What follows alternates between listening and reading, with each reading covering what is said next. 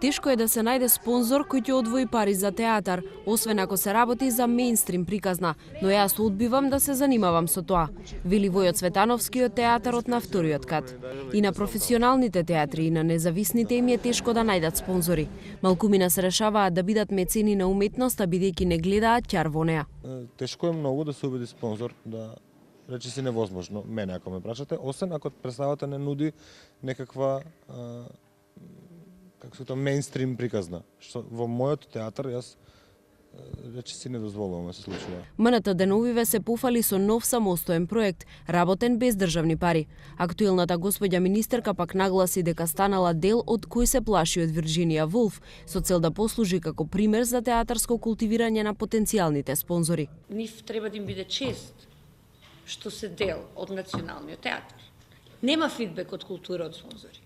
И они знаат дека нема. Значи, просто веруваат во проектот и им е драго дека помагаат на Македонскиот народен театар и на екипата. Мислам дека ќе се најдат во истинското место, затоа што тука сепак доаѓаат оние што сакаат да дојдат во театарот, не оние што се приморат. Во борбата за опстанок, успех и поголем профит, одредени театарџии прават театар по порачка од публиката. Спонзорите пак се завртуваат кон шоу бизнисот, кој меѓутоа честопати не носи нималку уметност во себе. Овој народ или ќе се научи да гледа класични представи како Чехов и Шекспир, или нема да правиме, јас лично нема да правам театар како што ќе ми порача некој што не го знае театарот. Живееме во пребрзо време, театарот е многу спора форма на израз. Аца Лукас и Чолич се не ги рамнам двајцата нормално Чолич и Чолич, да, но тие се многу по интересни за самиот спонзор. Театарот сам по себе си не е нешто толку многу фрапантен као податок за нивната каса. Тие кога ќе даат, сакате да си вратат назад, нели? Имате четворица луѓе кои имаат сериозни награди во државата, надвор од државата, кои работат во ролби, оваков текст и имате спонзор.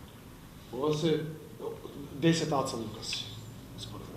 Не можам да ги спорам. Театарџиите велат дека во време кога се бориме за 3D и им се воодушевуваме на холограмите, забораваме дека всушност најдобрата 3D уметност е театарот, во кој во живо пред вас дишат, се потат, се љубат и умираат ликовите. Иако во брзото темпо на живот и борбата за престиж, одговорот е јасен. Театарџиите сепак инсистираат. Зошто токму тие да не се најдат на билбордите и зошто спонзорите да не се пофалат дека се потпишале на некој театарски плакат. Дефинитивно за нив надежта последна умира.